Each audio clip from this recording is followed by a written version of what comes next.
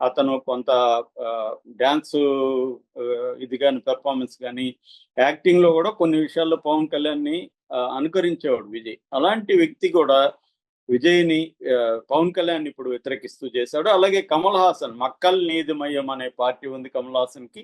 కమల్ హాసన్ కూడా భాష కోసం, తమిళ భాష కోసం తమిళ ప్రజలు తమ జీవితాలని ప్రాణాలని త్యాగం చేశారు, అటువంటి చరిత్ర మాదని చెప్పాడు. అది వాస్తవం కూడా. 1938లోనే అప్పట్లో బ్రిటిష్ ప్రభుత్వం ఉన్న కాలంలోనే మద్రాస్ ప్రెసిడెన్సీలో కాంగ్రెస్ ప్రభుత్వం ఉన్నప్పుడు మళ్ళీ హిందీ భాషని ఇంపోజ్ చేశారు.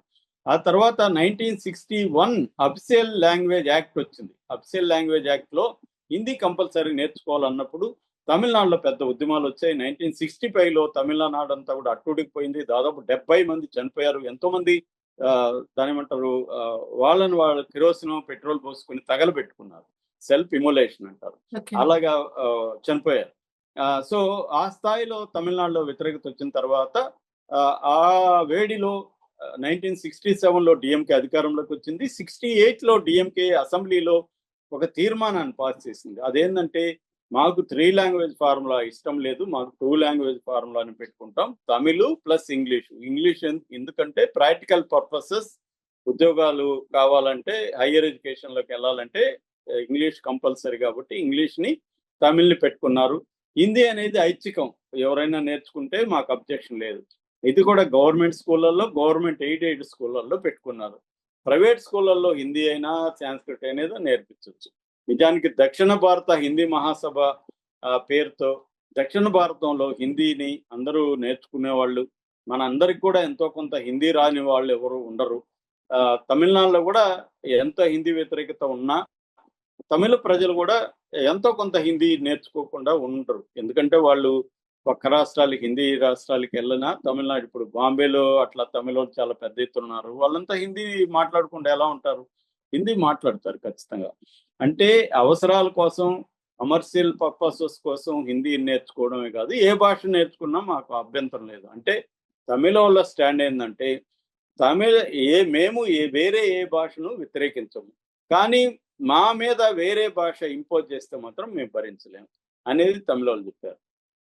అంటే తమిళ ద్రవిడియన్ ఉద్యమానికి హిస్టరీ ఉంది, దాన్ని అర్థం చేసుకోవాలి. రెండోది, ఈ మధ్య కాలంలో ఏం చేస్తున్నారు, అమిత్ షా కూడా చాలాసార్లు చెప్పారు హిందీ నేర్చుకోవాలి మీరని. హిందీ నేర్చుకోకపోతే, హిందీని మీ భాషగా పెట్టుకోకపోతే సమగ్ర శిక్ష స్కీమ్ కింద 2152 కోట్లు ఆపేస్తామని కూడా బీజేపీ నాయకులు మాట్లాడారు.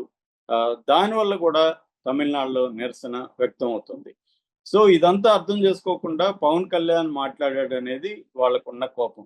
అట్లాగే సోషల్ మీడియాలో కూడా పవన్ కళ్యాణ్ మీద తీవ్రంగా విరుచుకుపడుతున్నారు. పవన్ కళ్యాణ్ అంటే ఇష్టమున్న అనేక మంది అభిమానులు కూడా తమిళ వాళ్ళు పవన్ కళ్యాణ్ని వ్యతిరేకిస్తున్నారు ఈ విషయంలో. ఎందుకంటే తమిళ లాంగ్వేజ్ నేషనలిజం అంటారు, లింగ్విస్టిక్ నేషనలిజం అంటారు, భాషా జాతీయవాదం. ఈ భాషా జాతీయవాదం బలమైంది. దీన్ని హిందీ డామినేట్ చేసి హిందీ ఇంపోజిషన్ అనేది కుదరదు. అందుకే విజయ్ కూడా అన్నాడు, మన తమిళో, మలయాళమో, కన్నడనో, తెలుగు నార్త్ ఇండియా వాళ్ళు నేర్చుకుంటారా? నేర్చుకోరు కదా, వాళ్ళ భాష మనం ఎందుకు నేర్చుకోవాలి? ప్రాక్టికల్ పర్పస్లు ఉంటే ఎవరైనా నేర్చుకుంటారు. ఇప్పుడు నేను జర్మనీ వెళ్ళి ఒక 1 year ఉండాలి, నాకు జర్మన్ అవసరం కాబట్టి నేను ఎక్కడో వెళ్ళి జర్మన్ నేర్చుకో. ఆ మధ్య నేను కాంగో వెళ్ళాను. కాంగోలో ఫ్రెంచ్ అనేది అఫీషియల్ లాంగ్వేజ్. నేను చచ్చినట్టు ఇక్కడ రామకృష్ణ మఠంలో చేరి ఒక 1-2 నెలలు ఫ్రెంచ్ నేర్చుకున్నాను.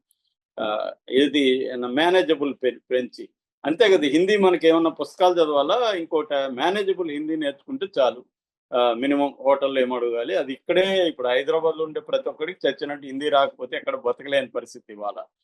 సో అది ఇప్పుడు ప్రాబ్లం ఏంటంటే మ్యూచువల్ ఉండాలి. ఇప్పుడు హిందీ వాళ్ళు సౌత్ ఇండియా వస్తే మనం హిందీలోనే మాట్లాడాలి, మనం నార్త్ ఇండియాకి వెళ్తే మనం హిందీ మాట్లాడాలి. వాళ్ళు ఒకే ఒక తెలుగు పదం కూడా మాట్లాడరు హిందీ వాళ్ళు. అక్కడి నుంచి ఇక్కడికి వచ్చిన వాళ్ళు ఒక్క తెలుగు పదం కూడా నేర్చుకోరు. ఇక్కడే కాదు, తెలుగు నేర్చుకోరు, కన్నడ నేర్చుకోరు, తమిళ్ నేర్చుకోరు, మలయాళం నేర్చుకోరు. మీకు జాతీయ ఐక్యత అవసరం లేదా? మీకు సౌత్ లాంగ్వేజ్ నేర్చుకోవాలని అవసరం లేదా? అసలు వాళ్ళకి తెలుగా తమిళ అనేది చెప్పమనండి, కన్ఫ్యూజన్ ఇప్పటికి కూడా. మొన్న కూడా ఎవరో బాహుబలి తమిళ సినిమా అనువాదిస్తున్నాడు. సో ఇప్పటికి కూడా నేను అప్పుడు 6 నెలలు బాంబేలో ఉంటే నా క్లోజ్ ఫ్రెండ్ అక్కడ ఒక అతను ఉంటాడు పక్షి అని. అతను అందరికి నన్ను మద్రాసి దామోజీ మద్రాసే ఆయా. ఒరేయ్! మద్రాసు కదరా బాబు నాది హైదరాబాద్ అని చెప్తే కూడా వాడికి గుర్తుండదు. సో, అంత నెగ్లిజెన్స్ సౌత్ అంటే. ఇప్పటికి కూడా సౌత్ నుంచి వచ్చారంటారు తప్ప హైదరాబాద్ నుంచో స్పెసిఫిక్‌గా చెప్పరు వాళ్ళు. తెలంగాణ రాష్ట్రము, ఆంధ్ర రాష్ట్రం అని చెప్పరు. అంతా ఉన్నప్పుడు రెండోదేంది మనం సౌత్ ఇండియా 31% జీడీపీలో కాంట్రిబ్యూషన్ సౌత్ ఇండియాదే. సో, ఒక పక్క మనం కాంట్రిబ్యూట్ చేస్తున్నాం. వాళ్ళ లేబర్ ఫోర్స్‌నంతా మనం పోషిస్తున్నాం.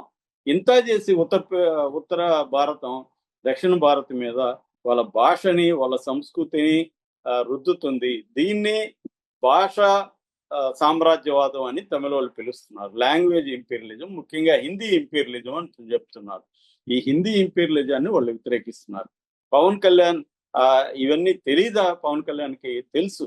కావాలనే రెచ్చగొట్టాలని దాని వల్ల తను పాపులర్ అవ్వాలని, వివాదాలు క్రియేట్ చేయాలనేదే పవన్ కళ్యాణ్ ఉద్దేశం. అది జరిగింది. పవన్ కళ్యాణ్ కోరుకున్నదైతే జరిగింది. పవన్ కళ్యాణ్ తన ప్లాన్ ప్రకారం వెళ్తున్నాడు. కానీ అవతలోళ్ళు కూడా తమిళోళ్ళు అంత ఈజీగా ఉండరు. ఫైనల్‌గా పవన్ కళ్యాణ్ వల్ల బీజేపీకి మరింత గడ్డు పరిస్థితి అక్కడ. ఇప్పుడు బీజేపీ గట్టిగా పవన్ కళ్యాణ్‌ని తమిళనాడులో సపోర్ట్ చేయలేని పరిస్థితి. ఎందుకంటే సపోర్ట్ చేస్తే నెక్స్ట్ ఎలక్షన్‌లో ఇప్పుడొచ్చిన ఓట్లు కూడా రావు వాళ్ళకి. సో, అది వాళ్ళ ప్రాబ్లమ్. అందుకని ఆహ్, ఆహ్, పవన్ కళ్యాణ్ ఫ్యాక్టర్ అనేది ఫైనల్‌గా డీఎంకేకే హెల్ప్ అవుతుంది తప్ప అంతకంటే ఏం లేదు. ఎందుకంటే